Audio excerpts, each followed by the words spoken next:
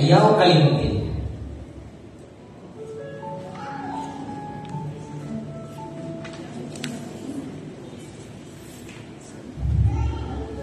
Dili siya istorya sa radyo nga hindumanan. Dili po siya sanaysay nga naay sinugdanan. Dili po niya uyab-uyab nga ikaw biyaan. Mauni ang balak na dapat natong sugdan. Nagpadayon ng tuyok ang orasan na alauna, alas 2, alas 3, alas 4. Karong 2025, wala dagang intro.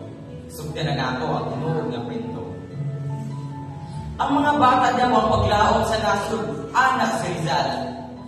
Pero nganong karon ang mga bata nagsuway, nag-ana-ana, pahalaba pa'y kasal. Ihinay-hinay na nilang kalimot ang kultura. Kailangan ipupusan ilahan ng kaugalimong postura. Bituon sa kagabihon ang gusto nimong maabot. Ingon pa ka nga, puhon, akong pangandig ako rin ang makapot. Pero karon ikaw ra kang istorya, ikaw ra gyud nakasabot. Mga plano sa pamilya, ikaw ra gihapoy makabuot. Mao ayaw kalimti ang sports o kultura. Kay maunay dalo nimo hangtod mabago imong hitsura.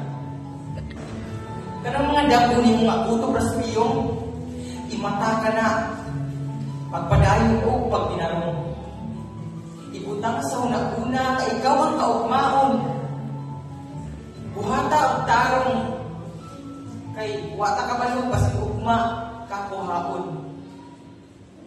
Bisan kung saon, di ka mausap. Ikaw na gihapon. Kalimti ang kagahapon. Kaugmaon ang dapat una-unaon. Butang iyong pili ang tanang butang. Kung sa dulang bisan asa ka ibutang, ipaubos ang imong kaugalingon sa tanang oras.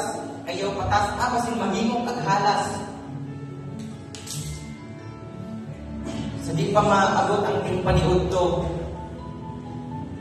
sugod karon buhatan na ang sakto. Apilin na lang kung pag-ampo sa ngalan samahan sa anak o sa Espiritu Santo. Wala ay lumay-lumay pa, ay maura na ito. Ayaw kalimti. Yay!